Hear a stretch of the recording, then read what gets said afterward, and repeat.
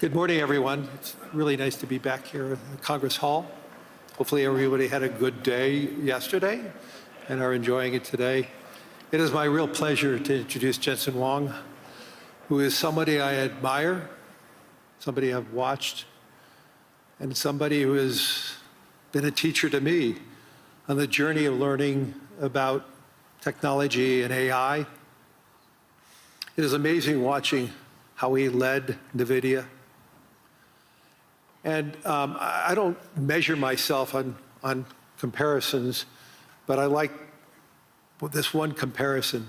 So since Nvidia has been public, which was in 1999, same year as BlackRock. Oh boy. Okay, no. Nvidia's total return for its shareholders has been a compounded 37%. Just think about that. What would that mean to every pension fund if they invested in Nvidia as an IPO? The amount of successes we have with everybody's retirement. At the same time, BlackRock's annualized total return has been 21%.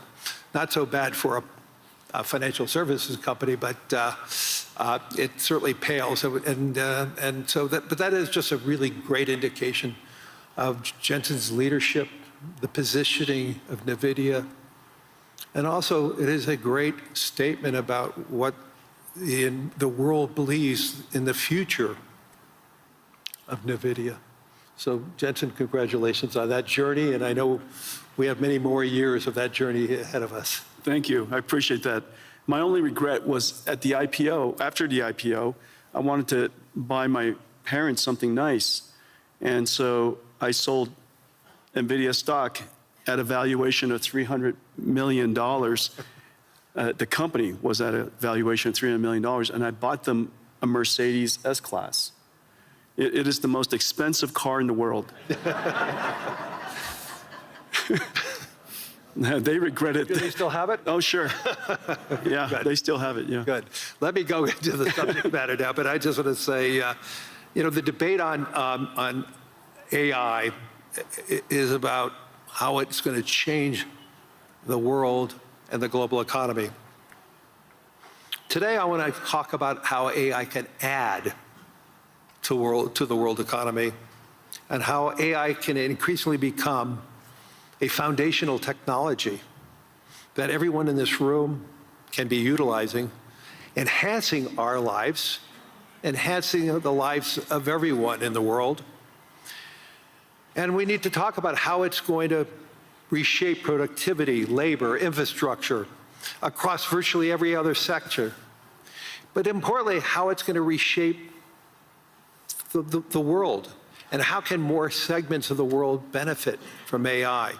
And how can we ensure that we have a broadening of the global economy, not a narrowing of the global economy? And I can't think of another person who has a clearer view on not just what AI is, but the infrastructure around it, the infrastructure that is necessary to build around it. And because so many of the major hyperscalers are utilizers of what Nvidia creates, and the whole engagement around the infrastructure around AI, the potential of AI, I think we have a great voice to listen to this afternoon or this morning. So Jensen, once again, thank you. This is his first time here at the World Economic Forum in Davos, and I know you have a really busy schedule, so thank you for taking that time. I appreciate that. So let me go right into it. Why do you believe that AI has the potential to be that significant engine of growth? And what makes this moment, this technology, different than past technology cycles? Yeah, this is, first of all, when you think about AI and you're interacting with AI in all these different ways, ChatGPT, of course, using Gemini, of course, using Anthropic, Claude, of course, and the magical things that it could do, it's helpful to reason back to the first principles of fundamentally what is happening to the computing stack. This is a platform shift. A platform is something where applications are built on top of. And this is a platform shift like the platform shift to PCs. New applications were developed to run on a new type of computer, platform shift to the internet, a new type of computing platform, hosted all kinds of new applications, a platform shift to mobile cloud. In each and every one of these platform shifts, the computing stack was reinvented and new applications were created.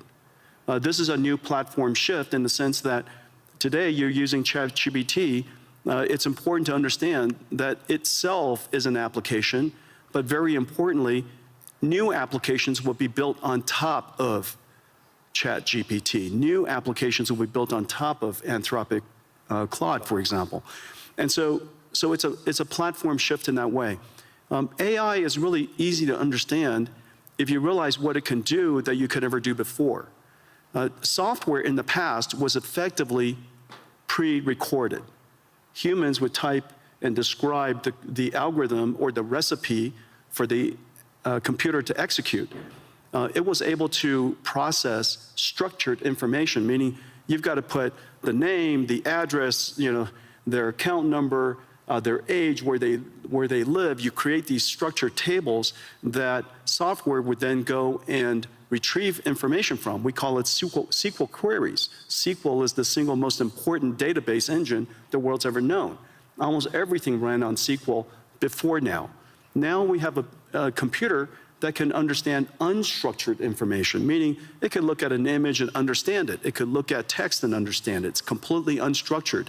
It could listen to sound and understand it, understand the meaning of it, understand the structure of it, and reason about what to do about it.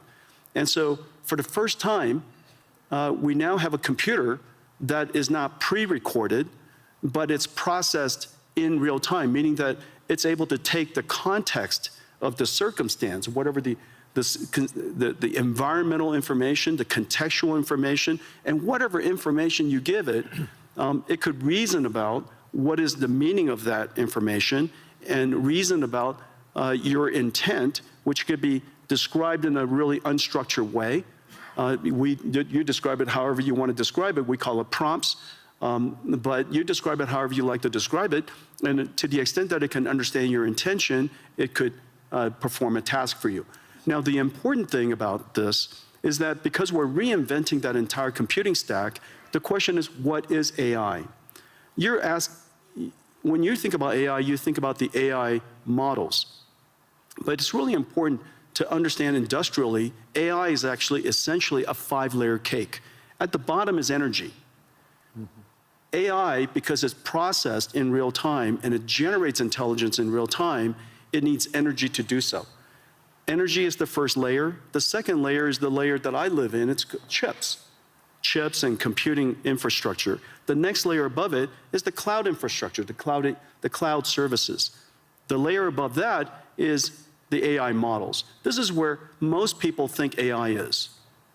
But don't forget that in order for those models to happen, you have to have all of the layers underneath it. But the most important layer, and this is the layer that's happening right now, the reason why last year was an incredible year, frankly, for AI, is that the AI models made so much progress that the layer above it, which is ultimately the layer that we all need to succeed, the application layer above that. And so this application layer could be in financial services, it could be in healthcare, it could be in manufacturing. This layer on top ultimately is where economic benefit will happen. But the important thing, though, because this computing platform requires all of the layers underneath it, it has started, and everybody's seeing it right now, it has started the largest infrastructure build-out in human history. We're now a few $100 billion into it. That's it. We're a few $100 billion into it. Larry and I, we get the opportunity to work on many projects together.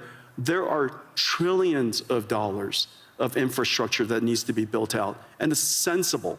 It's sensible because all of these contexts have to be processed so that the AI, so that the models can generate the intelligence necessary to power the applications that ultimately sit on top. And so when you go back and when you reason about it layer by layer by layer, and you realize that the energy sector is now seeing extraordinary growth. The chip sector TSMC just announced they're going to build 20 new chip plants. Foxconn working with us and Wistron and Quanta building 30 new computer plants, which then go into these AI factories. So we have chip factories, computer factories, and AI factories all being built around the world. And memory. And memory, right, exactly. Those chip fabs. Micron has started investing $200 billion in the United States. SK Hynix is doing incredibly. Samsung is doing incredibly. You could see that entire chip layer growing incredibly today. And now, of course, we pay a lot of attention to the model layer, but it's really exciting that the layer above them is really doing fantastically. And now, one indicator is where the VC funding going into. Last year, 2025, was one of the largest years in VC funding ever.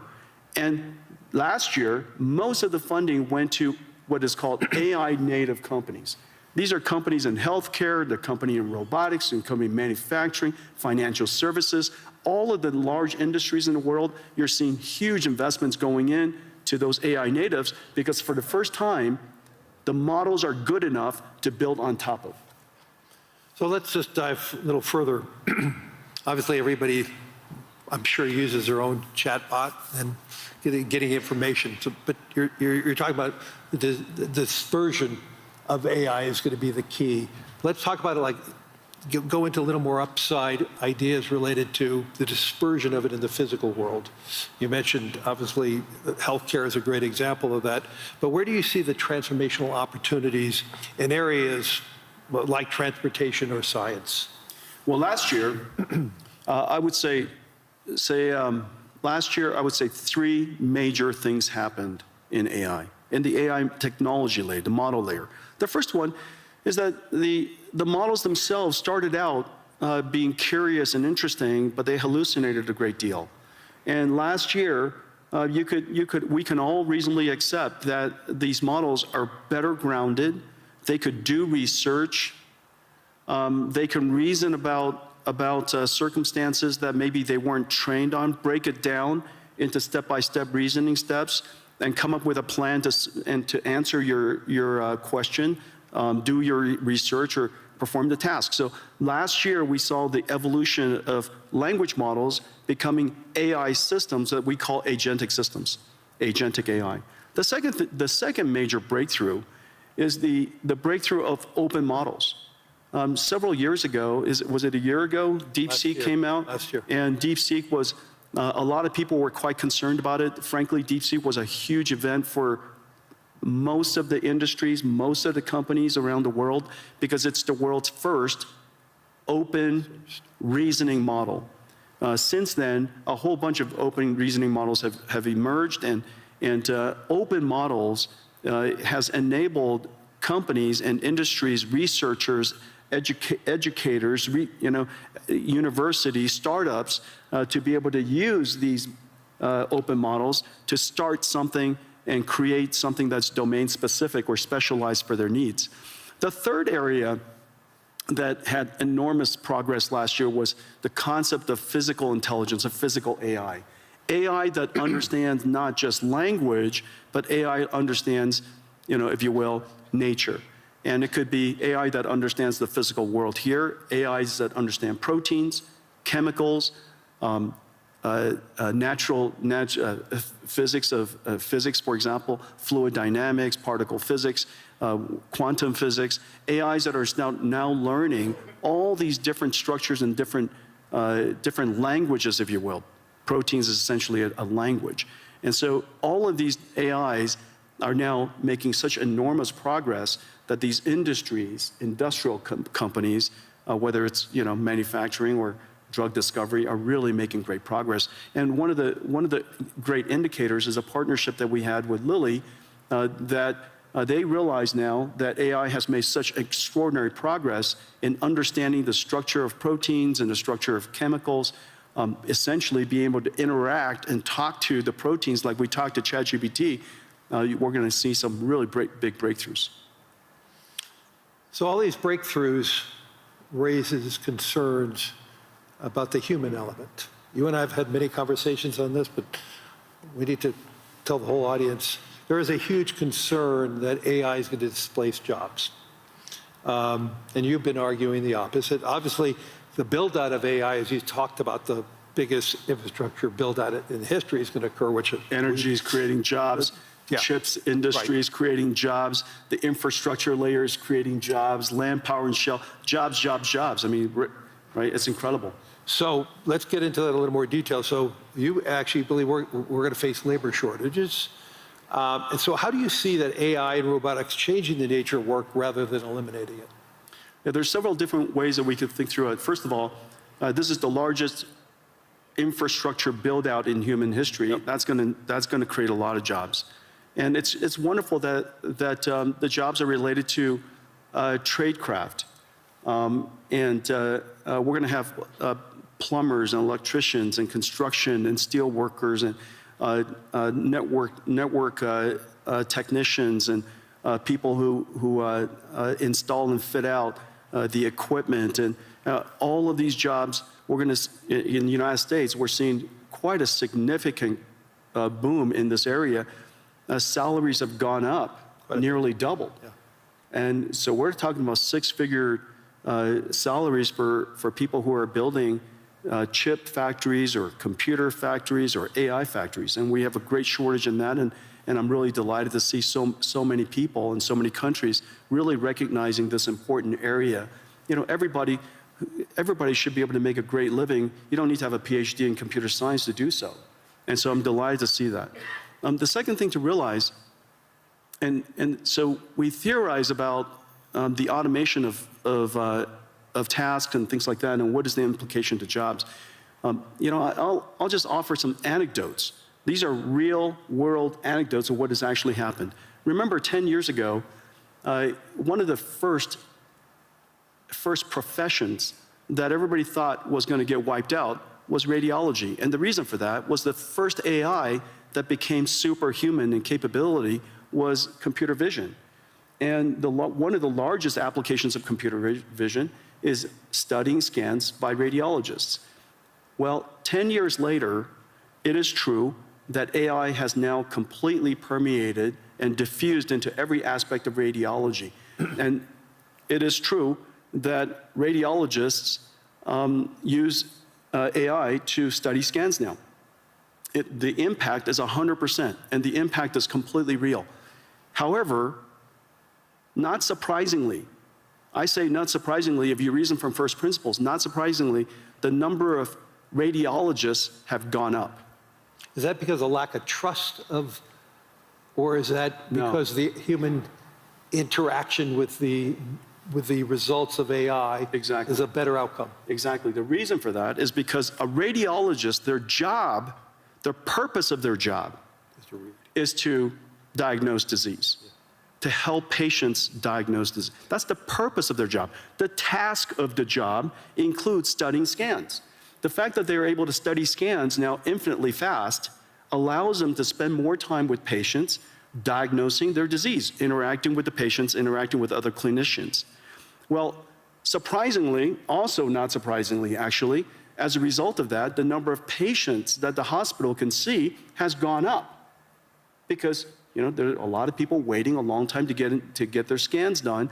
And so now, because the number of patients have gone up, the revenues of the hospital has gone up, they hire more radiologists. This is the same thing as happening to nurses. We're 5 million nurses short in the United States. As a result of using AI to do the charting and the transcription of the patient visits, nurses spend half of their time charting. Documenting. And now they could use AI technology, and one particular company, Abridge, they're a partner of ours doing incredible work. As a result of that, the nurses could spend more time visiting patients. Human touch. That's right. And because you could now see more patients, and we're no longer less bottlenecked by the number of nurses, more patients could get into the hospital sooner. As a result, hospitals do better, they hire more nurses. And so surprisingly, AI is increasing their not surprisingly, AI is increasing their productivity. As a result, the hospitals are doing better. They want to hire more people. You have too many people waiting too long to get into hospitals. And so these are two perfect examples. Now, the easiest way to think about what is the impact of AI on a particular job is to understand whether the job, what is the purpose of the job, and what is the task of the job. If you just put a camera on the two of us and just watched us, you would probably think the two of us are typists because I spend all of my time typing. And so if AI could automate so much word prediction and help us type, then we would be out of jobs. But obviously that's not our purpose. And so the question is, what is the purpose of your job? In the case of radiologists and nurses, is to care for people. And that purpose is enhanced and made more productive because the task has automated. And so to the extent that you can reason about each one of the people's purpose versus the task, I think it's a helpful framework. Let's move this beyond the developed economies. Help me understand how AI is it to broaden the world and help the world. I read an Anthropic piece this past weekend that basically said the utilization of AI most recently is very dominant by the educated society. And they're even seeing the educated component of each society being heavily more utilized. And obviously they're using it against their own model Claude, so it may have its own biases. So how do we ensure that AI is a transformational technology, maybe like what Wi-Fi and 5G was for the emerging world? And when you intersect that, what does it mean for the emerging world and jobs? How do we broaden the global economy? And two, getting back to the whole job situation with robotics and AI, there is going to be some substitution there. And there's substitution in the United States already going on. We may be creating more plumbers and electricians, but we probably need less analysts at financial institutions. Lawyers need less because they're able to accumulate the data faster. So let's just pivot on to the emerging world for a second, in the developing world. How do you see that play out? Well, first of all, AI is infrastructure, and there's not one country in the world, I can't imagine, that you need to have AI as part of your infrastructure, because every country has its electricity, you have your roads, you should have AI as part of your infrastructure. Of course, you could always import AI, but AI is not so incredibly hard to train these days, and because there are so many open models, these open models with your local expertise, you should be able to create models that are helpful to your own country. And so I really believe that every country should get involved to build AI infrastructure, build your own AI, take advantage of your fundamental natural resource, which is your language and culture, develop your AI, continue to refine it, and have your national intelligence be part of your ecosystem. And so I think that's number one. And number two, remember, AI is super easy to use. It's the easiest software to use in history, and that's the reason why it's the fastest growing and most rapidly adopted. I mean, in just a couple of 2-3 years, it's coming up to almost a billion people. I think, first of all, Claude is incredible. Anthropic has made a huge progress, huge leap in developing Claude. Yep. We use it all over our company. The coding capability of Claude, its reasoning capability, its ability is just really incredible. And anybody who's a software company really ought to get involved and use it. On the other hand, ChatGPT is probably the most successful consumer AI in history. And its ease of use and its approachability, I think everybody should get involved. And whether it's somebody in a developing country or a student, it is very clear that it is essential to learn how to use AI, how to direct an AI, how to prompt an AI, how to manage an AI, how to guardrail the AI, evaluate the AI. These skills are no different than leading people, managing people, things that you and I do all the time. So in the future, instead of biological, carbon-based AIs, in the future we're also going to have digital versions of AIs, silicon versions of AIs, and we'll have to manage them. They're just part of our digital workforce, if you will. And so I would advocate that for the developing countries, build your infrastructure, get engaged in AI, and recognize that AI is likely to close the technology divide. Right. Because it is so easy to use and so abundant and so accessible.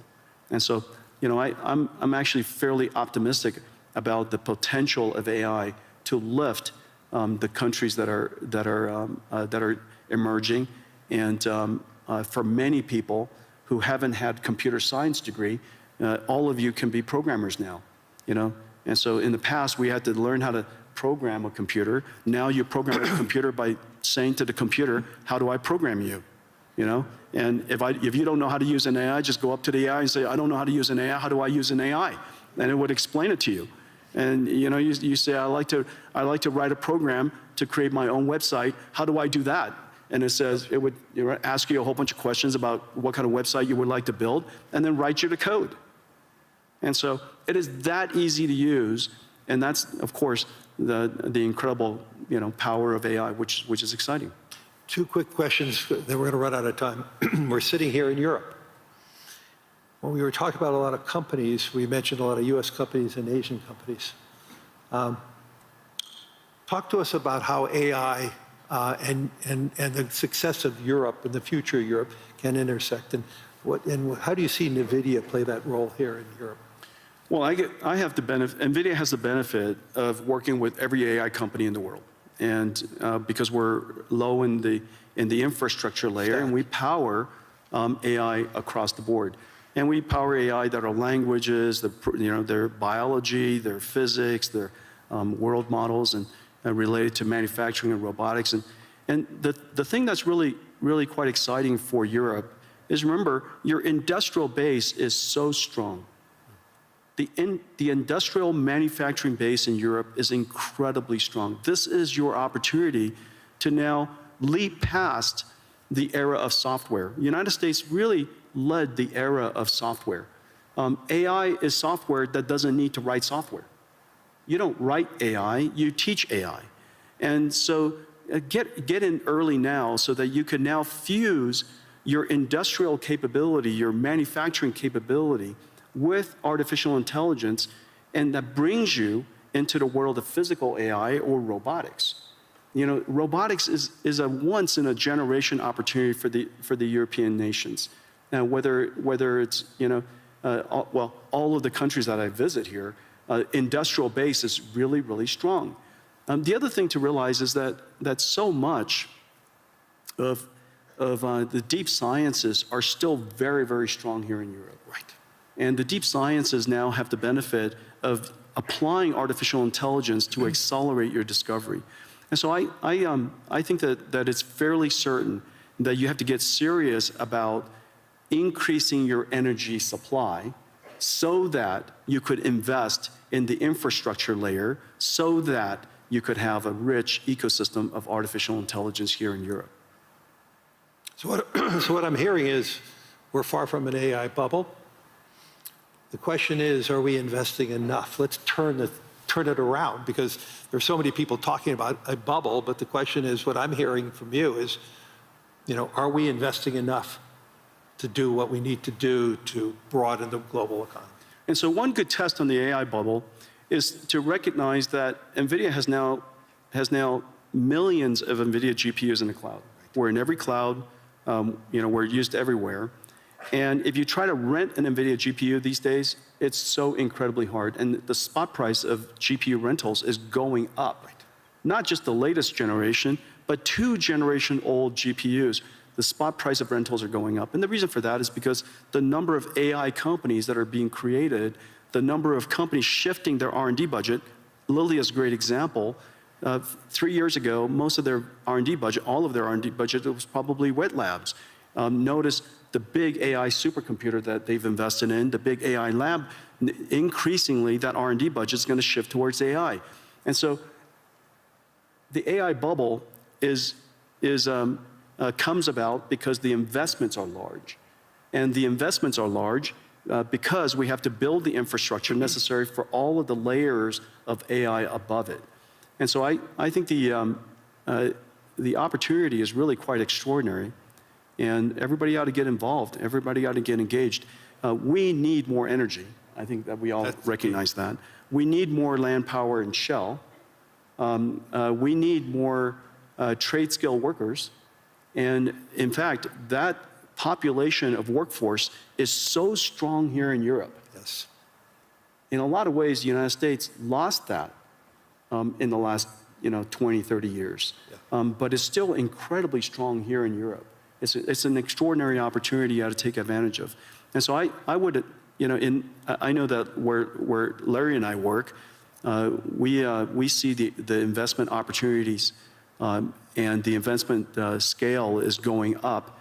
The number of startups, as I mentioned earlier, that 2025, the largest investment year in VC history, over $100 billion around the world. Most of it was AI natives.